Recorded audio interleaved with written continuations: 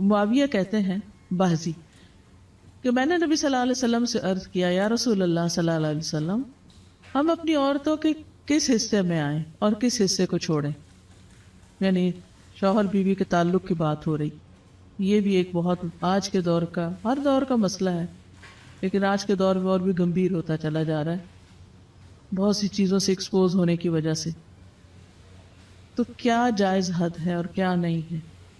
Physical relation شپ کے لیے کس حصے کو استعمال کیا جا سکتا ہے، کس کو نہیں، یہ سوال.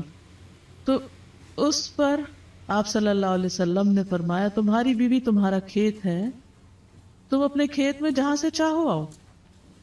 جہاں سے چاہو آؤ کا مطلب کیا ہے کہ جہاں سے کلٹیویشن ہو سکتی، یعنی کہ کھیت کے تعلق سے کیا بتایا، نساؤکم حرث لکم فأتوا حرثکم انا شئتم. انا شئتم کا مطلب انا جو ہے ظرف زمان و مکان دونوں کے لیے آتا ہے کہ جانے کا کوئی خاص وقت مقرر نہیں کہ یہ دن ہے یا رات ہے، ایسی کوئی پابندی شریعت نے نہیں رکھی. اور اسی طرح جب کھیت کہہ کے بیوی کو بتایا گیا تو اس میں اس کی یعنی کہ اس کی قدر و قیمت اور اس کی حفاظت اور اس کی سرسبزی اور خوشحالی اور وہ ساری چیزیں اپنی جگہ ہیں. پلس یہ بہت ہی حکمت کی بات ہے کہ کھیت میں کچھ اگ جب ہی سکتا ہے جب اس میں بیج ڈالا جائے. تو اب شوہر بیوی کے ساتھ کیسا تعلق قائم کرے کہ اولاد پیدا ہو سکے؟ وہ اورل سیکس سے تو نہیں ہو سکتا، وہ اینل سیکس سے بھی نہیں ہو سکتا. obviously understood ہے کہ انا کا مطلب یہاں کیا ہے، ٹھیک ہے نا؟ یعنی یہ وہ باتیں کہ جن کو بہت لفظوں کو کھول کھول کے نہیں بولا جا سکتا، لیکن اٹس انڈرسٹوڈ. تو آپ نے کہا جہاں سے چاہو، یعنی کوئی رکاوٹ نہیں، ممانعت نہیں. اس کا یہ مطلب نہیں کہ ناجائز حدود فلان کے کہو کہ اس کی بھی ممانعت نہیں. البتہ جب تم کھاؤ تو اسے کھلاؤ. یعنی کہ شوہر خود آؤٹنگ ڈائننگ کے لیے چلا جائے اور بیوی کو کہے کہ بس گھر میں ہی پکا لو اپنے لیے اور کھا لو، خود صرف دوستوں کے ساتھ رہے. دس از ناٹ رائٹ. بیوی کو بھی لے کے جائے اور ساس بھی بہو کو جانے دے. جب تم کھاؤ تو اسے بھی کھلاؤ، جب پہناؤ تو اسے بھی پہناؤ. کا مطلب یہ ہے کہ عید آئی ہے، اپنے لیے سوٹ لے رہے ہو تو بیوی کو بھی کچھ لے کے دو. یہ ہے ایکوالٹی ایک طرح سے. اس کے چہرے پہ نہ مارو، اسے گالیاں مت دو، ابیوز نہیں کر سکتے.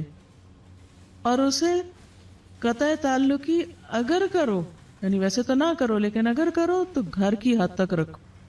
کک آؤٹ نہیں کرو، گھر سے باہر نہیں پھینکو، گھر سے نہیں نکالو. کیونکہ بعض شوہر کہتے ہیں نا، فون پہ کہہ دیتے ہیں گھر چلی جاؤ ماں باپ کے، میں تب گھر میں داخل ہوں گا، آؤں گا ہی نہیں. یہ غلط ہے، ایسے نہیں کرنا چاہیے. اور یہ کیسے مناسب، یہ کیسے ہو سکتا ہے کہ تم اس کے ساتھ یہ سلوک کرو جبکہ تم ایک دوسرے کے پاس حلال طریقے سے آتے ہو؟ یعنی تمہارا ایک جائز تعلق ہے اور پھر تم اس تعلق کو اس طرح خراب کرو. تو بیوی کو مارنے سے متعلق جو قرآن اور حدیث کی روشنی میں جو حکم ہے وہ سامنے. پھر اسی طرح غلام کو مارنے کی ممانعت، نوکر کو، غلام کو، اس کو بھی نہیں مارنا چاہیے. ابو مسعود بدری سے روایت ہے کہ میں اپنے غلام کو کوڑے کے ساتھ مار رہا تھا کہ میں نے اپنے پیچھے سے آواز سنی، اے ابو مسعود جان لو. اور میں غصے کی وجہ سے آواز سمجھ نہ سکا، یعنی ایسے مار رہا تھا کہ مجھے نہیں سمجھ آئی کہ کس نے پکارا مجھے. جب وہ میرے قریب ہوئے تو وہ رسول اللہ صلی اللہ علیہ وسلم تھے اور آپ فرما رہے تھے جان لو ابو مسعود، جان لو ابو مسعود. کہتے ہیں میں نے اپنے ہاتھ سے کوڑا پھینک دیا تو آپ نے فرمایا جان لو ابو مسعود، یعنی آپ بار بار فرما رہے تھے اللہ تم پر زیادہ قدرت رکھتا ہے تمہاری اس غلام پر قدرت سے، یعنی جتنا تم اس غلام پہ قدرت رکھتے ہو اللہ اس سے زیادہ تم پہ قدرت رکھتا ہے، یعنی تمہیں مارے گا. کہتے ہیں کہ میں نے عرض کیا اے اللہ کے رسول صلی اللہ علیہ وسلم میں اس کے بعد کبھی غلام کو نہیں ماروں گا. اور بعض روایت میں آتا ہے کہ انہوں نے آزاد کر دیا. ابو عمر زازان سے روایت ہے، کہتے ہیں کہ ہم لوگ ابن عمر کے پاس تھے، انہوں نے اپنے غلام کو بلایا جسے انہوں نے مارا تھا. انہوں نے اس کی پیٹھ کھول کر دیکھی، کہا کیا تمہیں تکلیف ہو رہی ہے؟ اس نے کہا نہیں. اس کے بعد ابن عمر نے غلام کو آزاد کر دیا اور ایک تنکا زمین سے اٹھایا اور کہا کہ مجھے اس کا اتنا بھی اجر نہیں ملے گا جتنا اس تنکے کا وزن ہے۔ میں نے کہا ابو عبد الرحمن آپ ایسے کیوں کہہ رہے ہیں؟ انہوں نے کہا کہ میں نے رسول اللہ صلی اللہ علیہ وسلم کو فرماتے ہوئے سنا، جو شخص اپنے غلام کو بے قصور یعنی حد شرعی کے علاوہ مارے یا اس کے چہرے پہ تمانچہ مارے تو اس کا کفارہ ہی کہ اسے آزاد کر دی، کفارہ ہے، اس آزادی کا ثواب کوئی نہیں تن کے برابر بھی۔ یعنی بعض اوقات تم سمجھتے ہیں بڑی نیکی کی لیکن اس میں تو چھوٹ بھی جائے تو وہ بھی بہت بڑی بات۔ صحابہ کرام جو تھے وہ خاص طور پر اس سے محتاط رہتے اور غلاموں سے درگزر کرتے تھے۔ ابو لیلہ کہتے ہیں کہ سلمان رضی اللہ عنہ نکلے، وہ اپنی سواری کو چارہ کھلاتے تھے تو وہ ہودے سے گرتا رہتا۔ ہودہ کیا کہتے ہیں؟ وہ چیز محمل باسکٹ کہہ لیں جس میں اس کا چارہ رکھ کے دیا جاتا۔ اس پر انہوں نے اپنے خادم سے کہا اگر مجھے قصاص کا خوف نہ ہوتا تو میں تمہاری پٹائی کرتا کہ تم نے ایسی چیز کیوں جانور کے آگے رکھی۔